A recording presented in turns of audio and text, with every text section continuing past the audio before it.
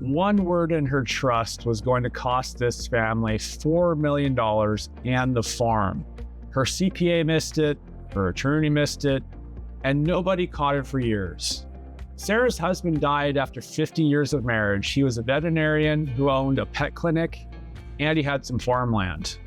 They had 4 kids, and they were trying to help their mom. And that one word was buried in 40 pages of legal documents, and it was going to destroy everything. So if you have aging parents, or you have a complicated estate, or maybe you're dealing with a deceased spouse, just watch and see what happens. My name is Chris McClure, and I've been doing this for 31 years.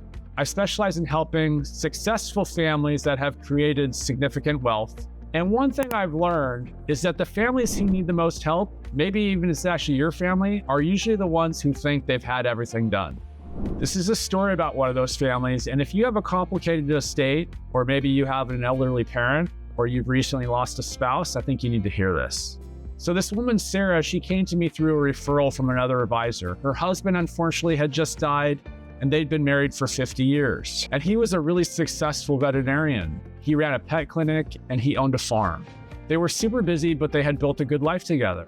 And Sarah, she was in her late 70s when he passed away.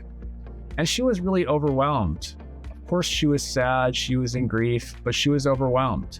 And so if you lost a spouse or watched a parent go through this, you know exactly how she's feeling. Her husband had handled everything. He handled the finances, he handled the planning, and he handled the business, and now he was gone. And she's sitting there with assets scattered everywhere. She had multiple investment advisors. She had 2 or 3 insurance people. She had an estate planning attorney who had passed away, and a CPA who was just doing basic tax returns. And maybe your situation looks like that. She also had 4 kids trying to help their mom figure it all out. And these were wonderful kids. 2 of the kids were really involved. Unfortunately, 1 kid had special needs and had to stay on government assistance. So everything with him had to be handled really carefully. And then there was 1 daughter who was kind of in conflict. She was a little bit of trouble with the family. She wanted more of a voice in the situation, but no one really trusted her judgment. So it was a little dicey, right? It's just a little dicey. And there was a lot going on, and there was some tension, and it made the mom sad. But mostly they were just simple, nice people, and they were trying to do the right thing. They wanted to help their mom, and they wanted to keep the family together. And so the kids pushed Sarah to get help, and that's how she ended up with me. Now, when someone comes to me, I review everything before they even hire me. It's just how I do business. I review their tax returns, their investment statements, their wills, their trust, their insurance, their business agreements, everything, whatever it might be. And so I'm going through her trust documents one night, and these are trust documents that her husband had set up with their attorney. And I find this one section about income distributions. And I'm sure that's what everyone wants to do, right? You all want to read trust in the middle of the night. It's good reading to help you sleep. And what I do is I actually read these documents with a red pen and a highlighter.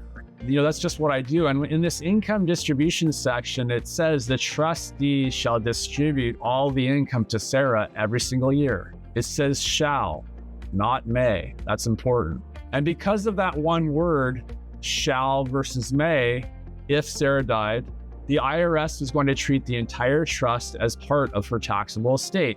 So in this case, that meant an extra $4 million in taxes. So let's let that sink in for a minute here. $4 million in taxes because of one stinking word. It's crazy. And so what does that mean for your family? What did it mean to them? It meant to them that they would have to sell their farm that their parents had worked so hard on in order to pay that tax. And imagine if this was your family's farm. This is the place that your kids grew up, where they played. Can you imagine selling it to pay a tax bill? It's crazy. So I sat down with Sarah, I sat down with the kids, and I explained it. I explained that one word issue, and Sarah got real quiet as she said, I really don't want the kids to lose the farm. We really need to fix this. And so we worked with an attorney to create a new trust. We loaned the assets out of one trust into the new trust, and we changed it from shall in order to may. The reason I'm telling you this story, and the thing that I want you to understand, is that if you don't have someone looking at the entire picture, these one-word issues, they get missed. The good news is because we worked with the attorney, because we fixed it, it took a few weeks, but it saved them $4 million. And the thing is that Sarah's husband He thought he had everything set up. He was a great guy, smart guy, very successful veterinarian and a farmer. And he had an estate attorney and he had advisors and he had an insurance person. He'd been planning this for years, but no one had actually looked at how it all fit together. And so maybe your advisors are the same way. Maybe your parents' advisors are the same way. The attorney that drafted the trust, unfortunately, died. The investment guys, they managed the money. The insurance people sold policies. The CPA did the tax returns.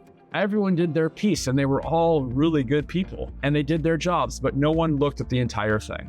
And so this one word shall, it sat in their documents for years and nobody caught it until I read through everything, like I said, with a highlighter and a red pen.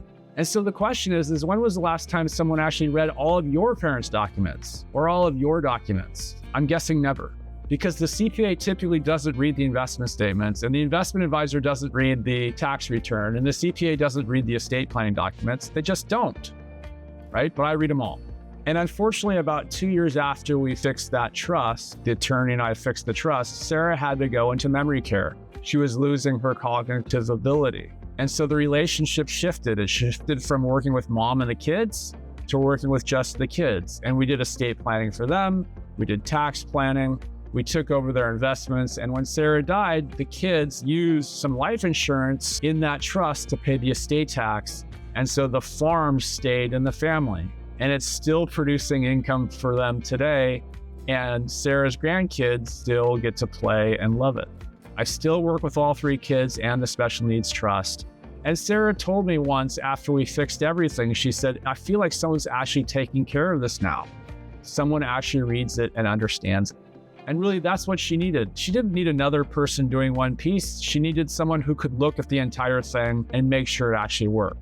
So if you're dealing with something like this, maybe you have a very complicated estate where no one's looking at the entire thing, or maybe you have a deceased spouse or aging parents, and they have advisors all over the place, and there's no coordination. My question is, who's looking at the entire picture? Not just managing the investment, not just filing the taxes or selling the insurance, but who's actually looking at the whole thing? Because I've seen way too many situations where really good people have good advisors, but no one's connecting the dots, right? No one's actually doing the work, not looking at the entire picture. And that's where these really expensive problems hide. They hide in one word, in one clause, in one document that no one's actually read in 10 years. So if you want someone to look at your situation and tell you what's going on, please feel free to schedule a time for us to chat. All you have to do is click on the link below. And if you like these videos, please make sure to watch them, to comment, and maybe to subscribe. I really, really love doing these videos, and I hope you'll join me on the next one.